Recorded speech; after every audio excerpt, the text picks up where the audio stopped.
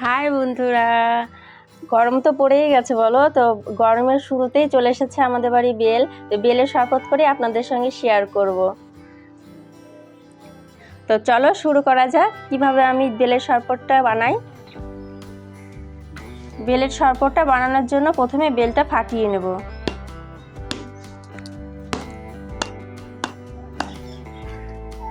কত সুন্দর পেকে আছে, পাকা বেলেই শরবতটা ভালো হয়। তো আমি একটা চামচের সাহায্যে এগুলো সব বের করে নেব একটা পাত্রে।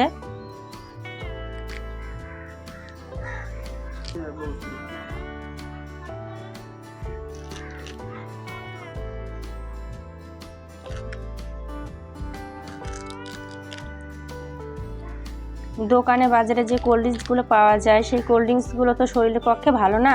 তো গরমের শুরুতেই প্রথম বেল চলে এসছে। বেল খেলে পেটের সমস্যাও ভালো হয়, শরীরও ভালো থাকে।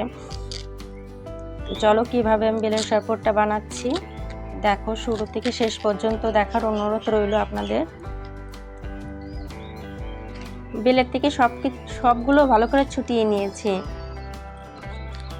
একটা বেলেই কতটা হয়েছে দেখেন। এই বেলটাকে এখন জল দিয়ে গুলিয়ে নেব।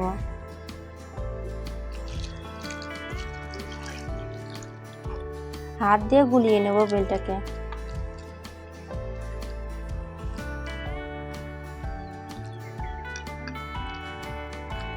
ভালো করে গুলবো। বেলটাকে ভালো করে গুলিয়ে নিয়েছি। দেখেন আঁশগুলো উপরে চলে আসছে। এইভাবে দেখেন একটা ছাঁকনির সাহায্যে ছেঁকে নেব। এমন একটা ছাঁকনিতে ছেঁকে নেব।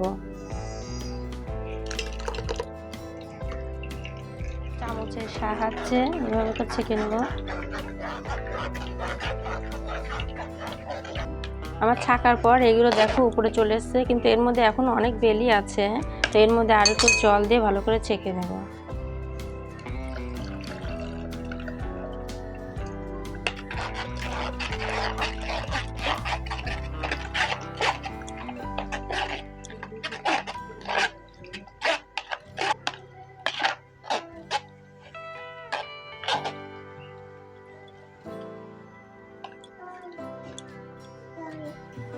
দেখো এই ছোটো করে বেরিয়ে গেছে, সাদা সাদা হয়ে গেছে, তার মানে সম্পূর্ণ বেল আমি বের করে নিয়েছি।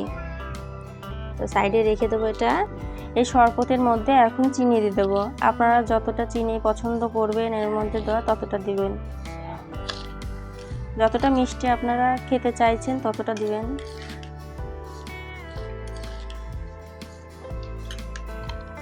এই বেল শরবতের মধ্যে আপনারা চিনির গুঁড়াটাও দিতে পারেন। আমি চিনি দিয়েছি, তার জন্য ভালো করে চিনিটা গুলিয়ে নিচ্ছি।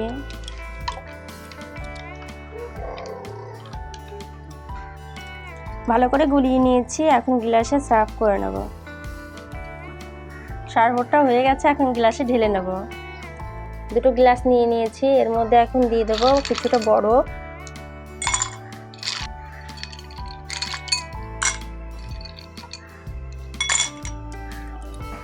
একটু দিয়ে দেবো বিট লবণ।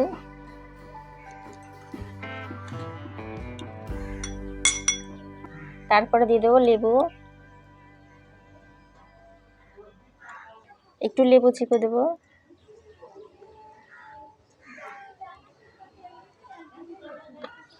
এখন গ্লাসের মধ্যে দিয়ে দেবো বেলের শরবত।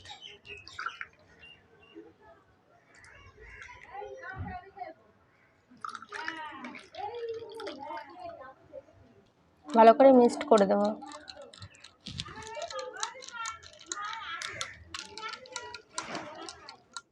তো বন্ধুরা, আজকের বেলের শরবতটা আপনাদের কেমন লাগলো? যদি ভালো লেগে থাকে তাহলে like, comment, share and subscribe করবেন। ধন্যবাদ।